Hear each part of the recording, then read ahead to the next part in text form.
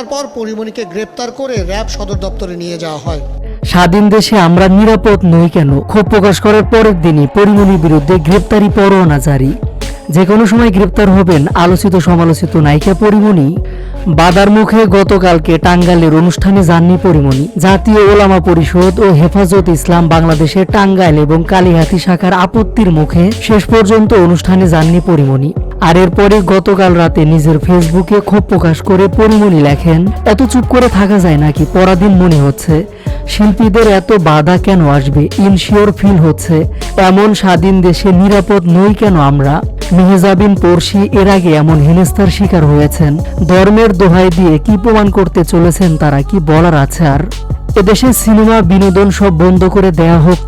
তাহলে কি আমরা ধরে নেব আমরা ইমোশনালি ব্যবহার হয়েছিলাম তখন, নাকি এখন হচ্ছে? কোনটা? এই দায়ভার কিন্তু আমাদের সবার নিতে হবে। এদিকে গতকাল রাতে পরিমণি এমন স্ট্যাটাস দিয়েছেন, আর আজ সকাল সকাল পুরনো মামলায় পরিমণির বিরুদ্ধে গ্রেপ্তারি পরোয়ানা জারি করেছে আদালত। ব্যবসায়ী নাসির উদ্দিন মাহমুদের করা হত্যা চেষ্টা মামলায় চিত্রনায়িকা পরিমণির বিরুদ্ধে অভিযোগ গঠন করে বিচার শুরুর আদেশ দিয়েছেন আদালত। একই সঙ্গে তার বিরুদ্ধে গ্রেপ্তারি পরোয়ানা জারি করা হয়েছে।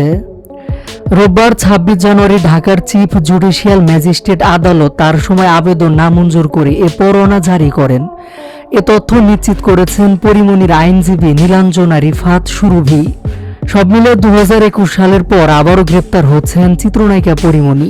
তবে পরিমণির এবারের গ্রেপ্তার নিয়ে সামাজিক যোগাযোগ মাধ্যমে আলোচনা সমালোচনা হচ্ছে। অনেকে বলছেন, এটাই কি বাক স্বাধীনতার নতুন দেশ, নতুন স্বাধীনতার চিত্র?